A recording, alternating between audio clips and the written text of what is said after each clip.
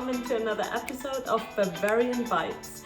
My name is Kiki and today we're gonna make one of my favorite cakes ever, a Bavarian treat that is perfect for late summer and fall. Can you guess what it is? I'm making Zwetschgendatschi.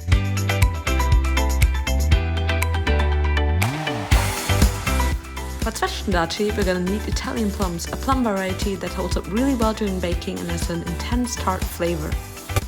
Anyways, if you can't find Italian plums where you live, then you just use any variety of plums that you find at your local grocery store and just make sure that they are still pretty firm and not too soft so that they hold up during baking.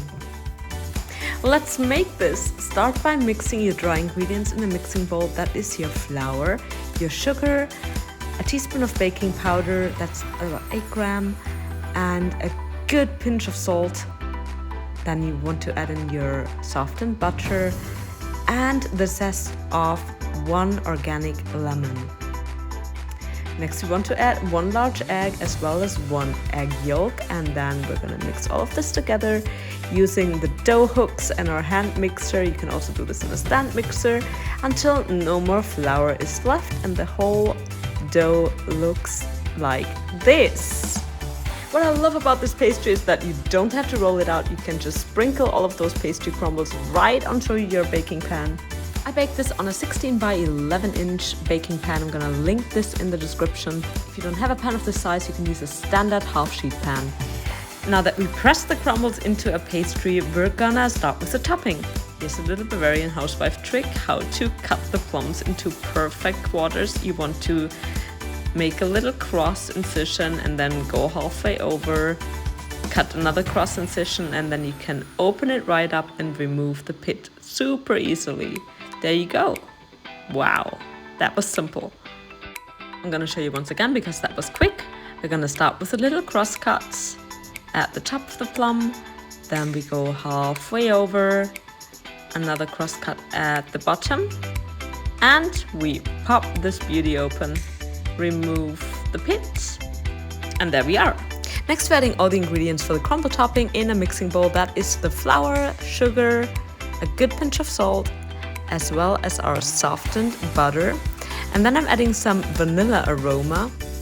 I'm using the same product my granny used to use, so I'm linking that in the description as well. And then we're just mixing it all together until no flour remains and we have little crumbles. We can chill that. Now we want to grab the sheet pan again, and now comes another granny hack. We want to sprinkle the whole pastry with some breadcrumbs. I know this sounds weird, but this will create a barrier between the plums and the pastry and prevent the juices from the plums from soaking through our pastry. You could also use ground nuts. Now we want to top our pastry with our plums. I'm gonna speed this up a little bit because I know you guys are busy. Also, if you don't want to cut the plums as I did, you can just simply slice them. Top your pastry with fruit. It should be covered all over. And now we come to a really important part. We need to sweeten those plums because Italian plums are pretty tart. So we mix some sugar with vanilla sugar. 2 sachets, I'm gonna link the product I'm using, and we're adding a good amount of cinnamon to that. And then we want to go ahead and sprinkle that mixture all over the plums. It looks like a lot of sugar, but trust me, it will be just right. Remember that if you're using a different variety of plums that is sweeter, you might want to use less sugar or less cinnamon if you're not a fan of cinnamon. Now we want to remove our crumble topping from the fridge and sprinkle those buttery crumbles all over our plum cake. You guys, this Zwetschgendatschi is gonna be fantastic. Now we want to bake it for about 50 minutes at 350 Fahrenheit, that's 180 Celsius, until the crumble topping looks golden brown and the cake is baked through. The plums should start to get all bubbly. I don't like my crumble topping super brown. That's not the classic traditional Zwetschgendatschi look. So if you're like me, you can cover your Zwetschgendatschi with a piece of parchment paper or with aluminum foil. Remember to let this beauty cool down completely before slicing into it, otherwise you're gonna have a really difficult time. It's best served at room temperature, but you can store it in the fridge for longer storage. Oh my god, look at this, doesn't it look delicious? Now the best way to serve Zwetschgendatschi is with a dollop of slightly whipped cream. Vanilla ice cream would be pretty good as well. And there you have it. Now you deserve a slice, you worked hard for it.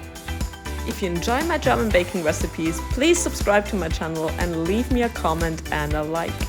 Talk to you soon!